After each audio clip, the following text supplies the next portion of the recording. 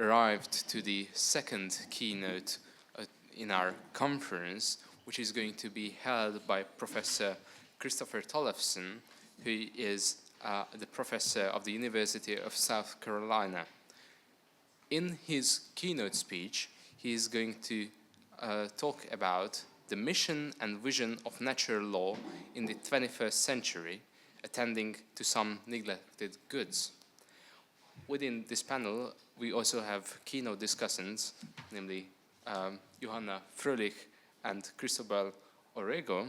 Cristobal Orrego from the Catholic University of Chile, and Johanna from the Ludovico University of Public Service. And also, as a moderator, we have Professor Ferenc Hörher from the Ludovico University of Public Service. But now, let us give a round of applause to Professor Christopher Tollefsen, who is going to deliver his keynote speech. Thank you.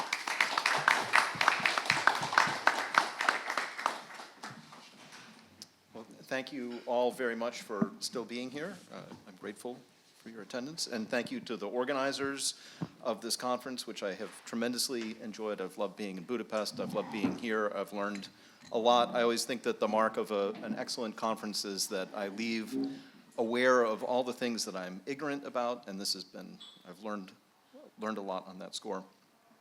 The title of my talk refers to neglected goods, but in reality, it should also mention neglected persons. So the neglected goods in question are those of work, play, and aesthetic experience. And maybe my claims to neglect will be found to be inflated somewhat, because already at this conference, Laura has mentioned the good of aesthetic experience. But it seems to me that when I speak of neglected goods, I'm speaking of goods that don't always get the attention from natural law thinkers that they maybe need. And the neglected persons are going to be persons with disabilities. And we've actually also seen some discussion of neglected persons, I think, in Thana's and Johanna's project to discuss motherhood and natural law. I'm now focusing on persons with disabilities. And again, the starting point is a sense that natural law ethics has not adequately concerned itself with not just those goods, but in particular, those goods in the person of human beings who suffer from some form of disability or other. And this talk doesn't really rectify that neglect, except insofar as it draws attention to it. I should say that this is like painfully new material for me, and so you'll see at certain points my sort of groping my way through the darkness for things to say. I think it'll probably be evident where that's the case. It's also the case that the title, the first part of the title was given to me, Mission and Vision of Natural Law in the 21st Century. And I don't want to say that this is the mission or vision, but it is a mission and vision, and I think one that it makes sense for people to take up. So, part one, some just general considerations on this subject. A sound natural law ethics needs to ask what are the goods that are constitutive of human flourishing. But since it's around these goods that an adequate ethics and politics will concern themselves. The former by identifying practical principles guiding the pursuit and protection of those goods, and the latter by identifying the shape of a political common good towards which the pursuit and protection of which political authority and law will be guided. Now, with many others, including, of course, Professor Finnis, I hold that a sound list of basic goods must include goods such as life and health, knowledge, aesthetic experience, work and play, friendship, marriage, harmony with God, and the variety of forms of harmony possible within one's own complex person.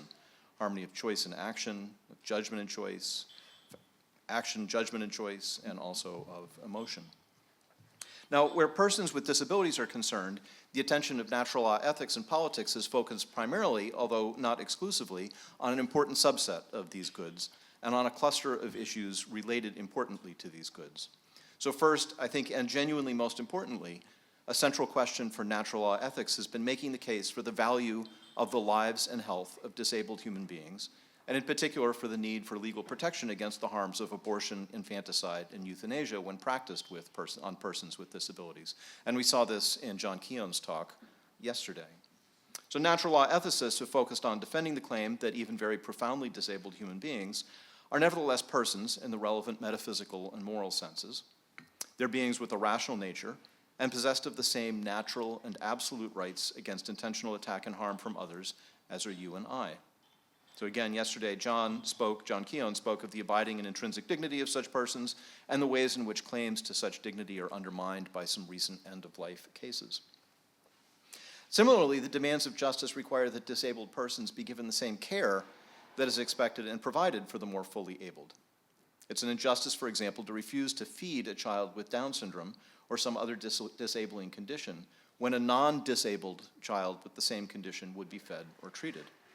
So where persons with disabilities are concerned, the complex good of life and health has been at the forefront of natural law ethics, as have related questions of personhood and human dignity and the moral issues of abortion, infanticide, euthanasia, artificial nutrition and hydration for those in persistent vegetative states, genetic testing, screening, discarding of defective embryos, and the like. Life and health aren't the only good that natural law ethics has attended to in this area. So natural law thinkers have argued, for example, that the virtue of solidarity has an important role to play in how we think of our relationship to persons with disabilities, thus bringing the good of friendship into the conversation. And attention has been given to the learning capacities of those with even significant cognitive disabilities. And prejudice against the cognitively disabled has given way, to some extent at least, to optimism and care for the cultivation of their potential for learning and their right to an education.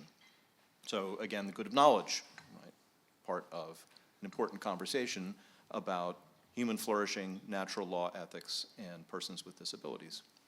But I want to suggest 3 reasons for thinking that attention must be paid, right, or more attention must be paid, to the goods of work, play, and aesthetic experience in the lives of such persons, right, towards thinking about what we could call perhaps a natural law ethics of disability. So first reason. Although threats to the life and health of persons with disabilities have, of course, a special salience and priority, nevertheless, it's not enough for a natural law ethics of disability to be concerned narrowly with such questions, for example, as to whether a fetal human being with Down syndrome is or is not a person, and whether he or she may or may not be aborted, or must or may not be given life-saving treatment at birth. For that child's biologically based vulnerability creates a potentially and often actually cascading series of effects for his or her complete all-around flourishing in respect of all the other basic goods. So to give just one example, adults with disabilities in the United States are estimated, reported by one survey, in fact, to be around 40% more likely never to have attended a place of worship than are non-disabled persons. Right? So it's a significant effect on their capacity to realize and enjoy the good of religion. And it's for this reason, on my view, part of the natural law ethics of disability, that the various different ways in which effects on all the basic goods might follow from an initial condition of impairment need to be recognized, considered, evaluated, and addressed ethically, politically, and ultimately theologically as well. Second reason for focusing on these goods, I think that natural law ethics hasn't really adequately reckoned, and there's reasons for this that I could talk about in the Q&A if people are interested, hasn't adequately reckoned with the dispute between the 2 governing paradigms of disability studies, the medical model and the so-called social model. Here's just a kind of generic description from a disability theorist of the medical model, maybe slightly prejudicial in some of the language. Quote, the medical model is materialistic and focused on the body, with the key distinction being function-dysfunction. The referent is delimited to the faculties and operations of the human body, that is, human health and unhealth, and the generic goal is to resolve the problem of dysfunctional and unhealthy bodies by moving them to a state of natural function and health, end quote. So that's a description of what the emphases and interests of the medical model of disability. It sees it solidly, centrally connected with the good of health and privations of that good. On the social model, by contrast, and here again, kind of representative quotation, quote, to be disabled is to be excluded from community life, as that exclusion is experienced by persons who have a physical impairment or abnormality of some anatomical or psychological function. That state of exclusion occurs when arbitrary cultural preference for certain kinds of body function or appearances coalesces into the establishment of social and political limits to inclusion and participation, end quote. So the social model takes it as a starting point that Impairment is not the same as disability, and impairment leads to disability. Some sort of health-related privation leads to disability, especially insofar as society is structured in ways that exclude persons with disability from enjoying various opportunities and benefits that are available to others.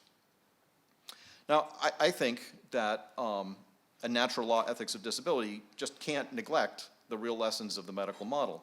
And indeed, because of its general commitment to natural teleologies, right, even if not foundational for ethical reflection, right, and its privation account of natural evils, a natural law ethics of disability simply couldn't neglect the medical model. Biological impairments are to be understood as such from a standpoint that identifies what is an objective health norm for an individual life form, from which the individual has departed in ways that is a privation of the objective good of health for that individual. A natural law ethics of disability can't discard the medical model, except at a risk of discarding much of the natural philosophy and metaphysics that's part of its intellectual heritage. But I think that neither can it neglect the lessons of the social model of disability, which by its nature opens up the issue of disability to the larger constellation of concerns with human flourishing overall.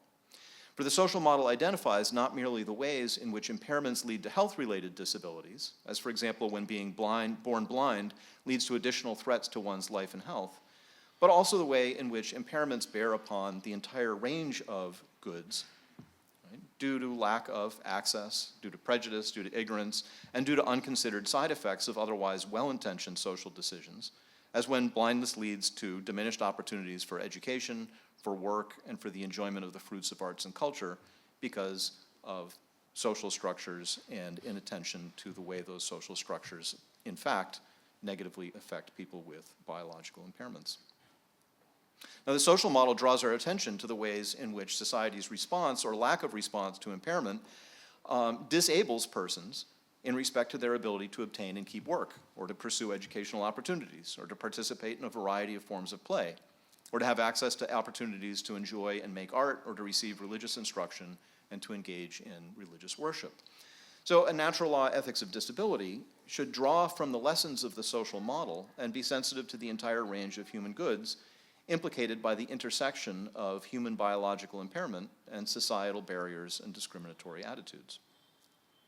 So that's the second reason why sort of wider attention to these neglected goods is important. And here's the third reason why I think a natural law ethics of disability should give attention to the goods of work, play, and aesthetic experience. An important strain of contemporary disability ethics is concerned with the so-called expressive argument about selective abortion of persons diagnosed in utero with some or other form of disability. Does the practice of selective abortion express the view that the life of a person with disability is not worth living, and that it would be better if that person were not permitted to continue to live, an attitude that also extends to certain decisions about care after birth, as we saw in John Keown's lecture last night? If that's the case, the message does seem to be getting out, as witnessed by the almost complete elimination of persons with Down syndromes in countries like Iceland. I think the empirical argument in favor of the expressive argument is very strong. Now, there's undoubtedly multiple reasons for the high rate of abortion of children diagnosed with a disability such as Down syndrome, including the genuine difficulties of caring for such children. Yet among those reasons is the ongoing perception that persons with disabilities, including children and adults with Down syndrome, do not and cannot lead flourishing lives. But participation in work, enjoyment of play, and delight in and creation of the beautiful are all constitutive aspects of human flourishing in which persons with Down syndrome can and do take part in a wide variety of ways. Lack of attention to these aspects of a flourishing life perpetuates an error, the error that the lives of such persons do not or cannot go well for them. Attention to these goods can be an important, even if subsidiary part of making a case against selective abortion or the discarding of embryos on the basis of pre-implantation genetic diagnosis. I will skip, but come back to later if there's time and in the discussion, a footnote from Keown's paper that he sent me. As he mentioned, he had an advanced look at this talk. He sent me a footnote discussing a person, young child's life considered to be not worth living, despite this child's being able to play with a drum and do some painting. And the argument here, which actually cuts painfully across the argument that I'm making that was made for ending this child's life, was that as he grew older and was cognitively able to see the differences between what he could do with the drum and painting and what other people could do, it would devalue his life in his own eyes. In any event, in the rest of this lecture, I'm going to raise some questions that I think have not adequately been addressed by natural law thought.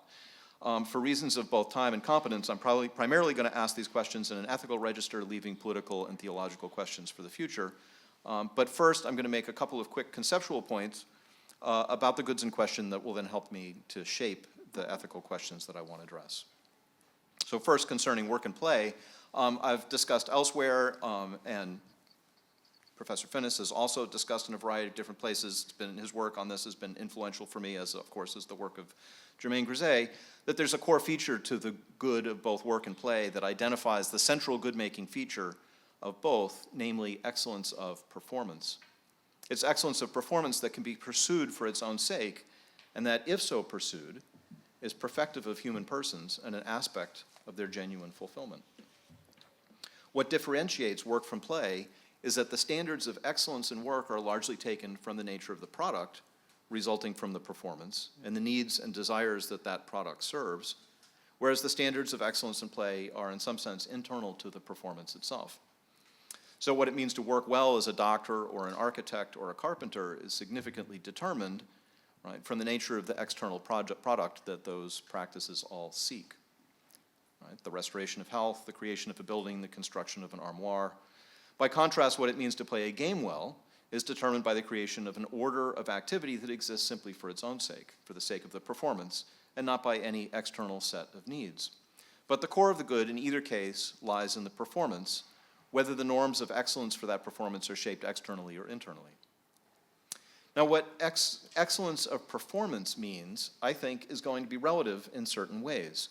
What for most non-impaired adults, for example, right, while for most non-impaired adults, walking is understood as neither work or play, we don't even think about it when we walk across the room, for children and for young children and for many persons with mobility-related disabilities, walking and learning to walk, or learning how to walk again if you've been in a catastrophic accident, it's work, and it can realize the core of that good.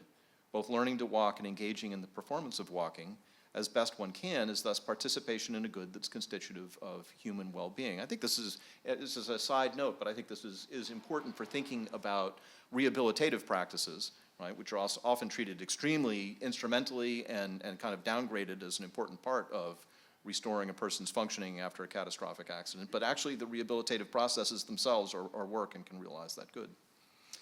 But in a way that I hope is going to bear fruit throughout this essay, I'm just going to flag this as one of the groping in the dark parts. I could be completely wrong in everything that I'm about to say. I want to suggest a different form of relativity that might be important in this domain. We should expect that at least in some contexts, work and play carried out by persons with various disabilities will look differently to us from work and play that's carried out by non-impaired individuals. Traditionally, this sort of claim would be understood in the following way. The relativity in question justifies a lessening of expectations and an accommodation for work that's not as good as that performed by the non-impaired. Right? That certainly exists. But it's not the kind of looking differently that I want to suggest, at least as a hypothesis, and that I'm going to come back to at various points throughout this paper. Rather than work and play looking differently because it fails to meet otherwise normative expectations, what I'm envisaging will instead be a result of a variety of overlapping and mutually reinforcing factors. The compensatory and creative strategies adopted by persons unable to approach activities and tasks in the, quote, standard way. It's one of these overlapping factors. The related use of prosthetic devices and hacks. Right? There are very excellent one-armed and in some cases zero-armed violinists whose first experience with the violin made use of something that looks much more like a spatula than a violin bow. The reconceptualization of activities and tasks by persons who might see themselves in very different ways than the non-impaired see themselves. And in some cases, the growth and development of a culture centered around the ways that persons with a particular disability or a cluster of disabilities approach work and play. So participants in a culture shaped by deaf identity, for example, or persons with other disabilities living, working, and creating a material and moral culture together might perform and produce in ways that differ from the performance and production of the non-impaired, and in the process of doing so, create new standards of excellence of performance. Doing this might challenge the ability of the non-impaired to recognize excellence in performance, and perhaps even excellence of product in some cases, a possibility that's going to run thematically through the rest of this talk. And turning briefly to aesthetic experience, right, I want to demarcate my conception of aesthetic experience in general, right, in a friendly way from that which is suggested by John in a couple of different places more recently. If we ask where the core of the good of aesthetic experience resides, in recent work, John has, it seems to me, tended to incorporate the good of aesthetic experience into the good of knowledge and aesthetic experience, whereas in earlier work they were separated. But I want to argue that the core of aesthetic experience is the enjoyment of the beautiful, and that this experience draws on different capacities and realizes different potentialities of the person than does the obtaining of knowledge. And the evidence that I'll make in just this very narrow argument that I'm going to make here actually comes from the realm of disability. So here is Eva Feder-Katay, a philosopher, speaking about her daughter Seisha, one of the most profoundly disabled persons that you'll find in the philosophical literature on disability. And Eva Feder-Katay says, quote, "One needs nothing more than to watch this woman who has no language, who is still incontinent, who cannot feed, dress, or in any way care for herself, listen to a Bach partita, a Beethoven symphony, one of her beloved Broadway musicals, or best of all, watch her thrill to the last movement of Beethoven's Ninth, in order to discern the riches of her life. She listens to music as I do at my best, that is, in a concert hall." So aesthetic enjoyment of music in Seisha's life seems to be both good and different from the good of knowledge, and in fact, an avenue to the enjoyment and appreciation of good on which she takes a great deal, or receives a great deal of fulfillment. Now, knowledge isn't the only good that can be mistakenly identified as the core good here, and in the particular domain of disability studies, it seems to me that there's tempting temptations that people fall to all the time in thinking about what the point of art involving people with disabilities is. Viewing art in general is primarily about expression of some condition of the artist, or about political protest, or the creation of a community, or about some other purpose, right, to which it might be put, I think can be an impediment of both the creation and appreciation of good art. This doesn't mean I don't mean by this that good art can't be expressive, it almost always is, or have for its underlying matter the materials of protest, as it often does. But subordinating or expecting subordination of aesthetic values to expressive or political values will often be an impediment to the creation and enjoyment of good art. So here is Owen Kelly talking about the community art movement, which has been influential in, to some extent, in disability aesthetic theory. Two important tenets of the community art movement: collectivism and social change, right? And the movement, quote, asserts that community artists should be concerned with collective creativity and that they should want their art to be an active force for change within their communities. Disability theorists then use this understanding to theorize an approach to disability art that similarly centers collectivism and social change, and proponents of a disability aesthetic are likewise oriented towards the political uses of art by and for people with disabilities. And this just seems to me, I mean, not just in this domain, but in lots of other domains, is a recipe for bad art, right, when you're subordinating its purposes to some particular political purpose. So by contrast, I think we shouldn't expect that art by or for disabled persons should primarily be a window into knowledge about disability, or expressive of what it's like to live with disability, or subordinated to the political goals or rights claims of disabled persons, even when, as it happens, it is such a window, or is so expressive or politically purposive, and again, it often will be. Art made or enjoyed by persons with disabilities must above all be beautiful in order to realize the core of this good. So does that mean that there's no point to speaking of disability arts or an aesthetic of disability? Well, I want to go back to this groping in the dark claim that I made earlier in the discussion of work. To the extent that art is created by persons with disabilities, and particularly, maybe not, I can give an example later in which it's clearly not within what I'm about to say, but perhaps within a subculture centered on a disability or disabilities, then once again a kind of relativity might be expected to emerge, in which persons engaged in creating and developing an aesthetic culture together might create, perform, or produce art in ways that differ from the performance, creation, and production of art by abled persons. And in the process of doing so, create new and unfamiliar standards of excellence of creation and performance. Once again, this might well challenge the ability of the non-impaired to recognize genuine excellence of performance and product in some cases.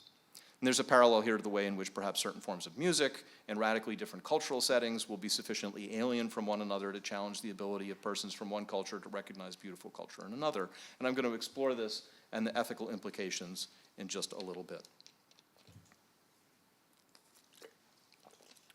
The investigation of the goods of work, play, and aesthetic experience in the context of disability raise, I think, many ethical questions. And in the rest of this talk, I'm just going to identify briefly some that seem to me of special importance. They might actually not be the most important. Maybe there's better things that I should be spending my time with. But I'm going to divide the questions that are of interest to me into three types: questions of access, questions of integration and segregation, and questions of recognition.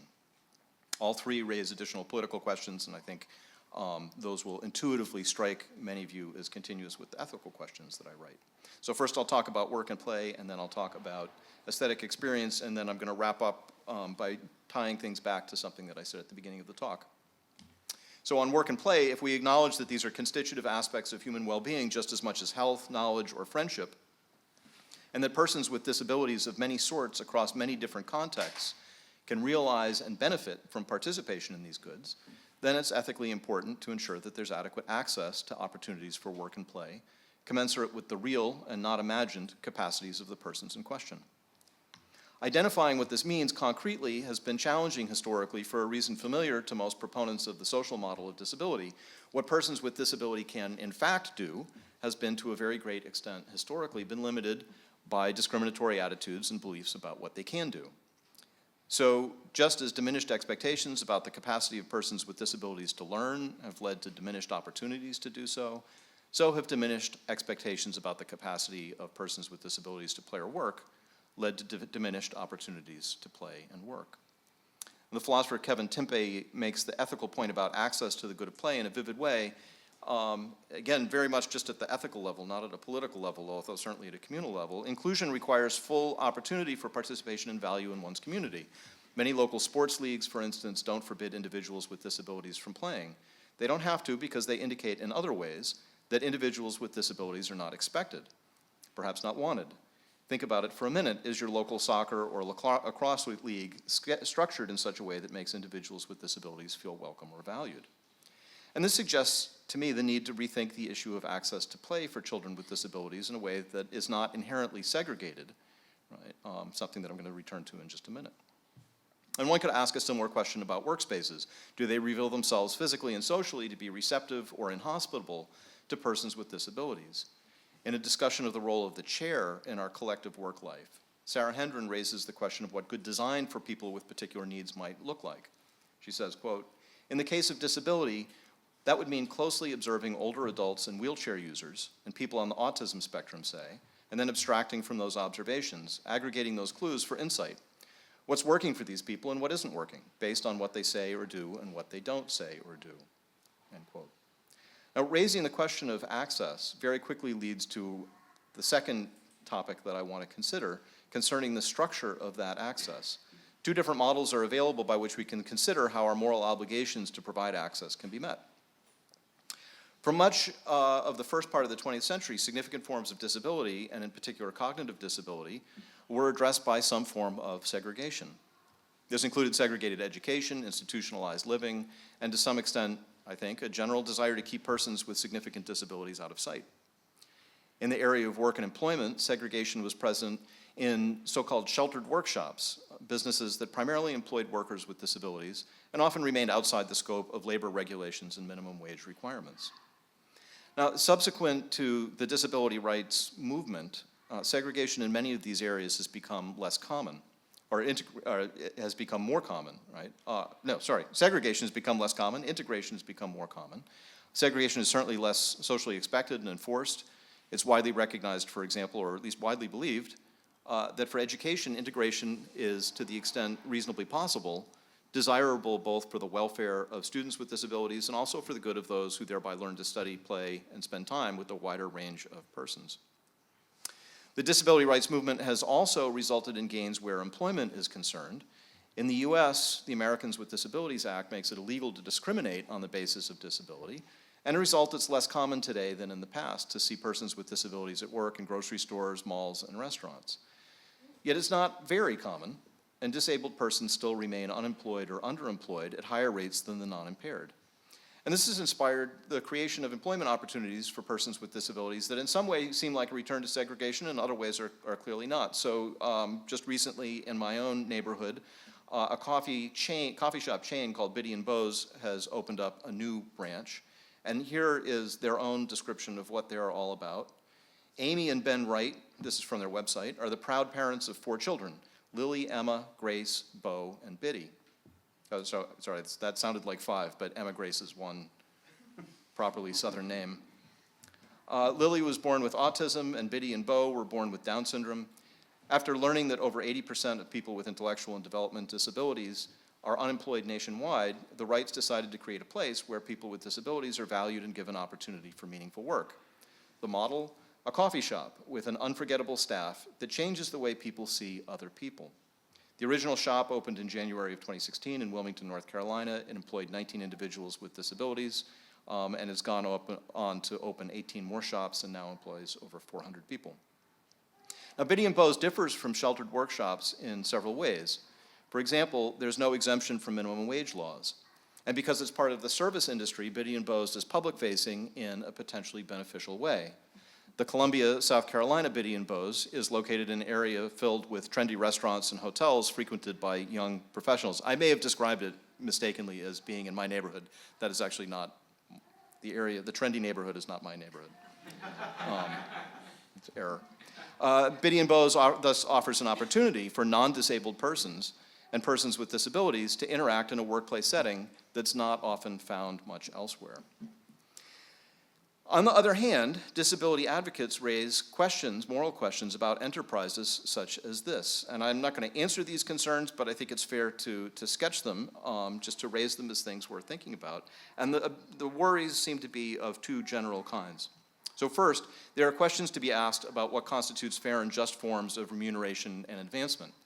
Are employees with disabilities offered enough working hours and sufficient wage increases to increase their possibilities for independent living when possible?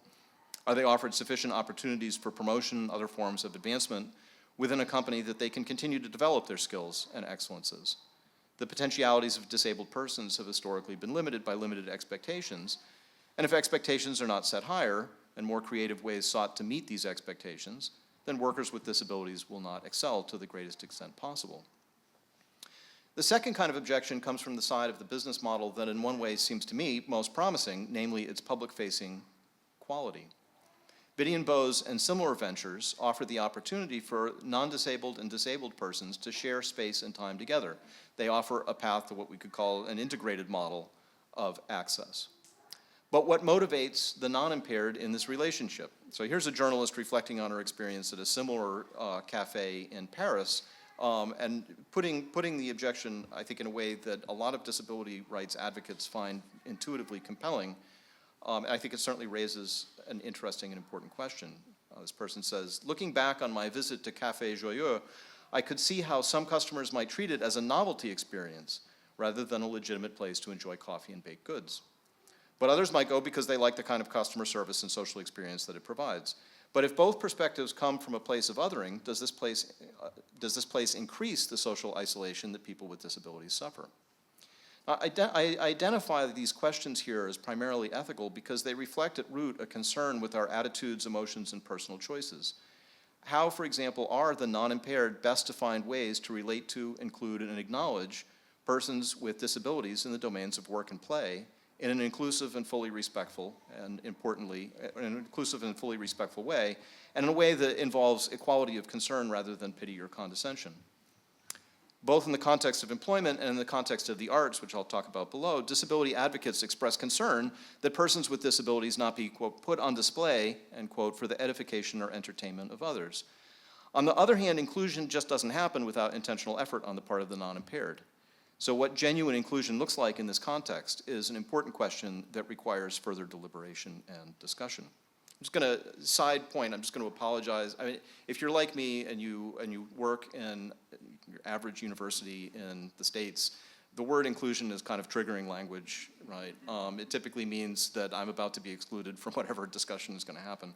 But you just can't spend time in the disability rights literature without sort of coming to grips with that word, and I think it does have an important role to play in this discussion. So having raised the question of access and the question of the employment model, I'm now going to mention the third issue that arises earlier from the conceptual discussion. And there I suggested the following possibility, that because of a number of overlapping factors, it might not always be immediately obvious when persons with disability are doing good work, right, or playing well. Not only might a person with disability be working to capacity, but the work of disabled persons might meet genuine standards of excellence that aren't immediately apparent to those around them. And this matters because a principle of justice is that good work deserves recognition. Failure to recognize such work is a form of injustice, and failure to be aware of the possibility of that failure is itself an additional form of injustice. So it's incumbent upon those working with disabled persons or judging their work that they be open to the possibility that their good work will be unlike the good work of their non-disabled colleagues. But there's a danger on the other side as well. Good work is, at the end of the day, a normative notion. Its relativity is not the same as subjectivity, and it's not relative all the way down. If it's an injustice to fail to recognize work, it's also a failure of honesty to praise all work equally, even when it's done poorly. And an awareness that any work at all will be praised disincentivizes good work. So recognition names both a norm of justice and implies the presence of a real standard. What ought to be recognized is work that's genuinely good. Now, on to aesthetic experience. Right? And once again, I'll begin with the question of access.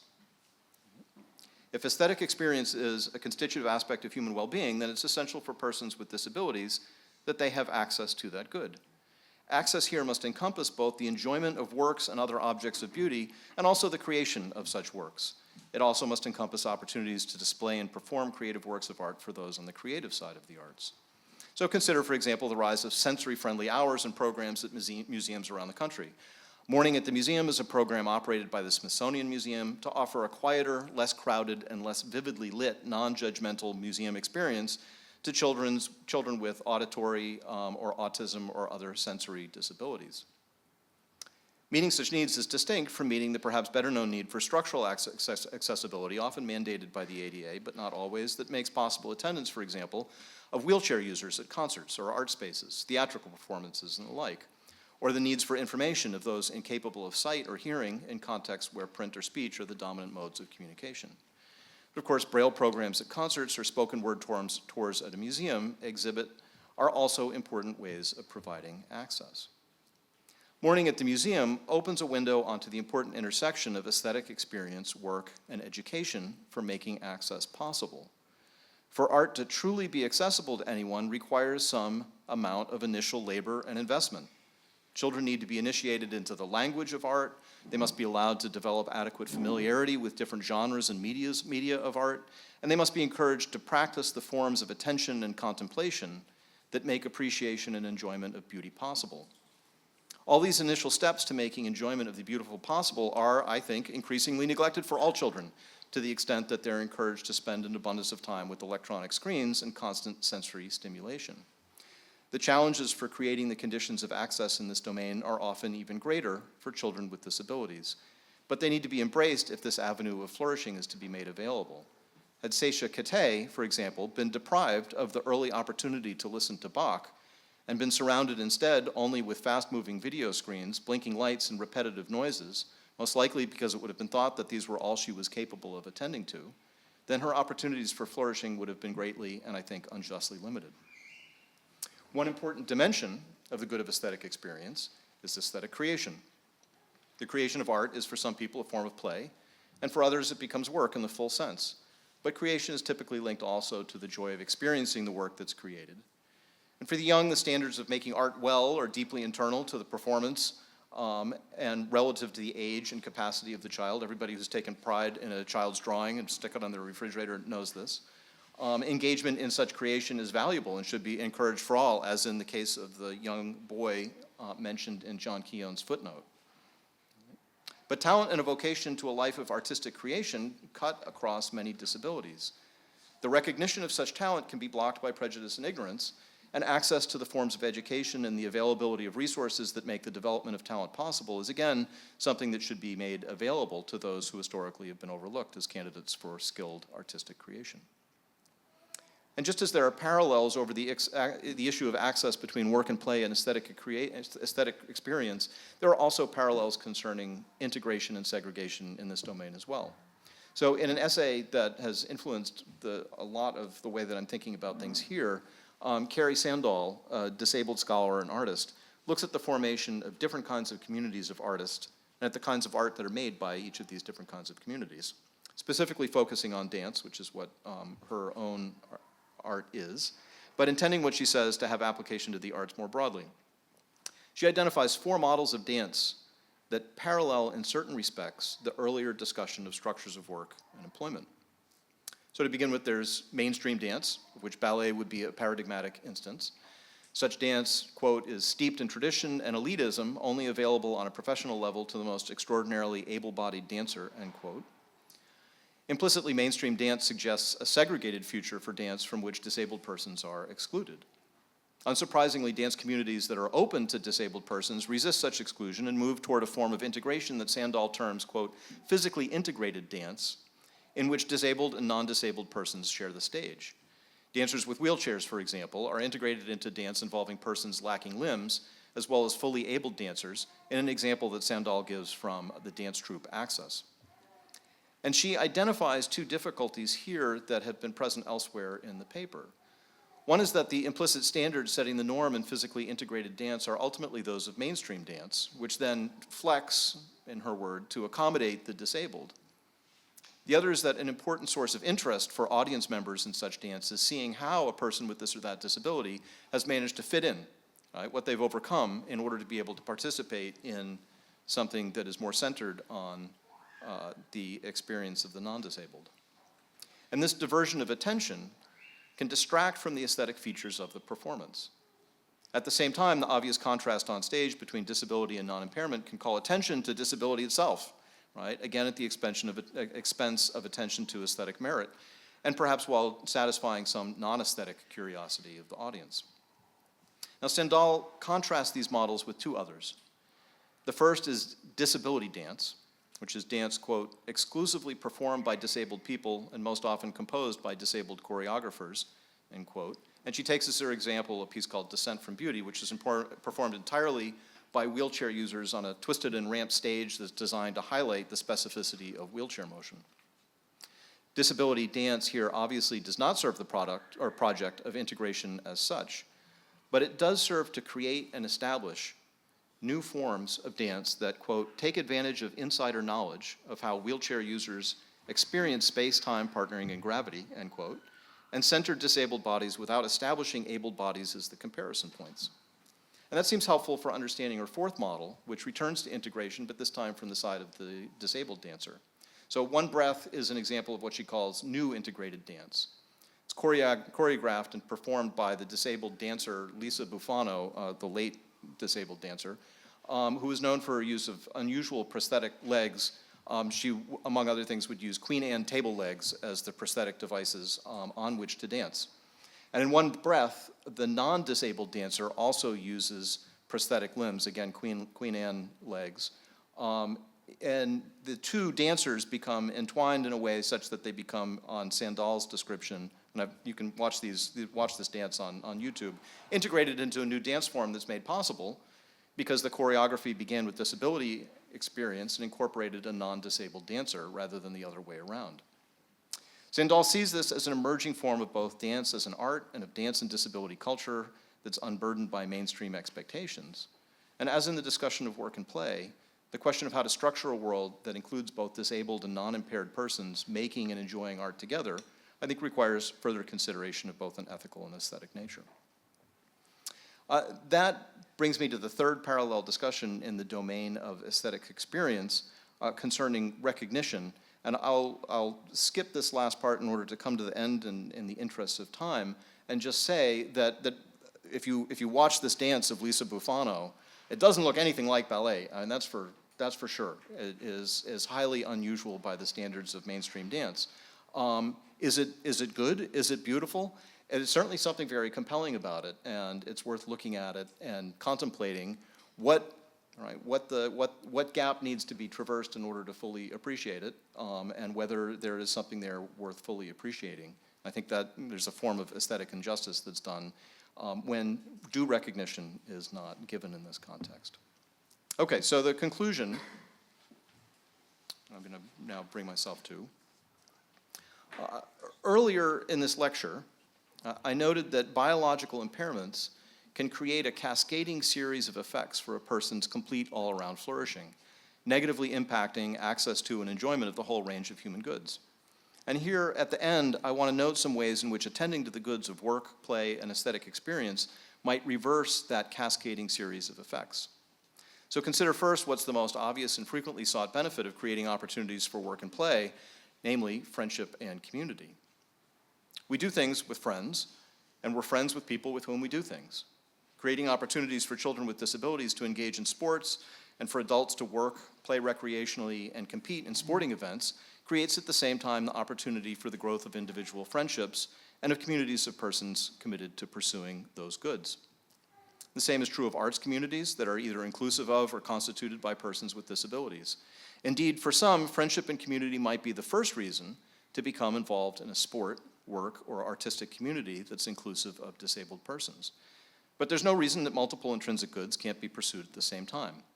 And these neglected goods should not become overly instrumentalized. We need to encourage people, even if they're pursuing these goods for the sake of friendship and community, to also enjoy them for their own sake. Now, no one can play or work or create art without some degree of knowledge, even if unarticulated and tacit. Learning a skill, recognizing opportunities in the world, and building up an awareness of available instrumentalities are all instances of knowledge gain that can be enjoyed for their own sake, as well as for the sake of the possibilities they bring. And it seems highly likely that those who work and play or compete in sport or in a variety of forms of artistic creation also enjoy health benefits from doing so. The intersection of the variety of goods is clear. One who's given no opportunity to play or work with others is unlikely to have friends, is cut off from possible sources of knowledge, and will very likely be less healthy than he or she could be. And finally, in the briefest of nods to the good of religion, to the extent that persons with disabilities work, play, and create among people who are Christian believers and witnesses to the good news, who treat them with dignity and respect, and are concerned with their full human flourishing, to that extent, I think, will Christianity be seen as a religion that's open to all and offering hope to all, as indeed it must be if the church is to fulfill her mission in the world. Thank you.